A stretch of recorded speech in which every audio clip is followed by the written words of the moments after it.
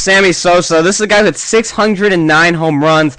I mean, this is a guy, like I said, 609 home runs. That's a big number. No one who's ever hit 500 home runs hasn't gone into the Hall of Fame. So 609 home runs, 7 All-Stars, and an MVP. Do you think Sosa will be in first ballot, or will it be a long time till he gets in? Once again, I mean, would I vote him in? Yes, but are the writers going to vote him in? I mean, it really all depends on Barry Bonds. If Barry Bonds gets in, one of the guys who's been scrutinized the most out of pretty much anybody to ever play the game for steroids, probably, or definitely because he's the home run leader of all time. I think that Sammy Sosa should get in, but it's really so hard to tell. If you're asking for my opinion, Sammy Sosa should get in, but we're not going to know until we see how many percent of the vote that Barry Bonds gets this upcoming winter. Okay, last player we're going to talk about here, and then I'm going to go off on a little bit of a different topic. Not much, still kind of same relation. This guy, I don't even think he really should get in personally if he didn't take steroids, but so many people just loved watching this guy play. I'm talking about Andy Pettitte, folks. 243 and 141 career record, a great record, but you have to remember he pitched all those years for those great Yankee teams, 17 years actually.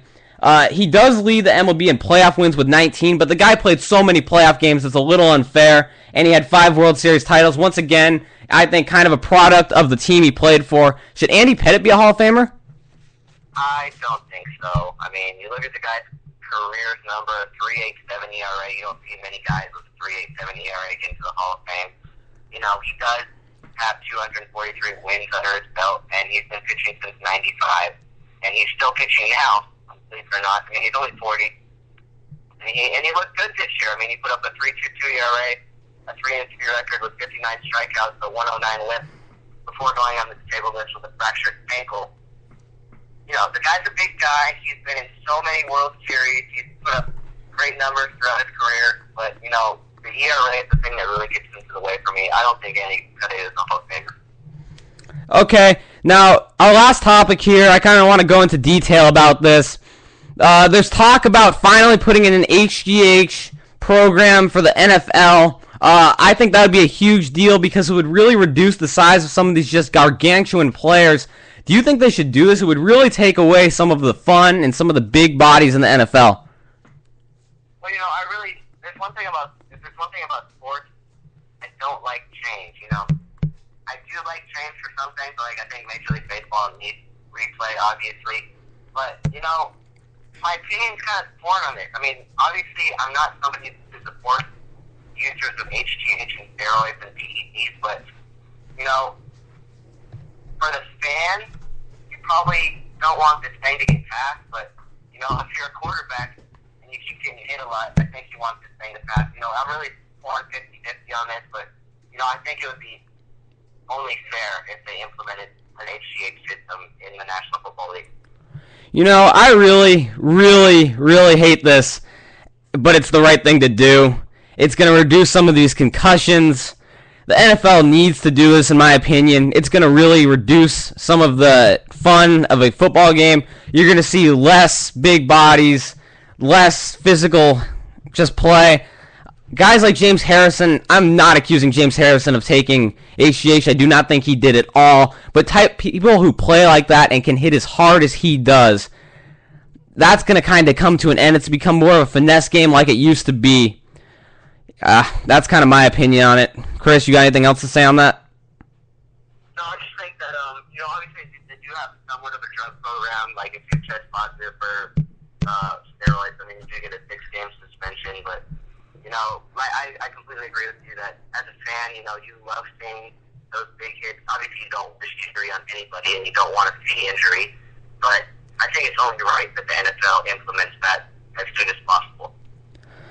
Yeah. It's going to be a sad day when the NFL really loses its ability to make, like, just hard-hitting plays. But it will be the right thing to do. It'll make the game safer and maybe prolong its appeal to fans. Okay, last question here. What do you think of Skip Bayless's comments on Derek Jeter taking steroids? If you listen to my podcast or my radio show, Chris's Corner, on Thursday, you'll get my rant on that.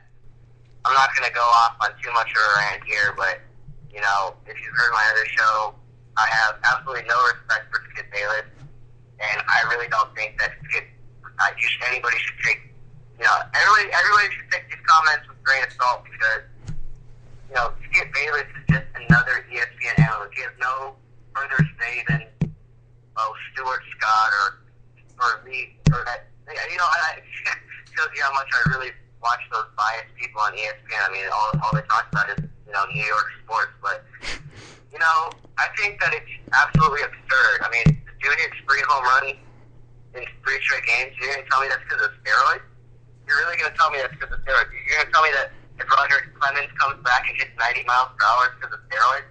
You're going to tell me that the resurgence of somebody's career is because of steroids? I mean, Skip Bayless has no right to associate himself with guys like Derek Jeter. They shouldn't even be put in the same sentence, get along the same page, get along the same paragraph, get along the same article, get along the same book.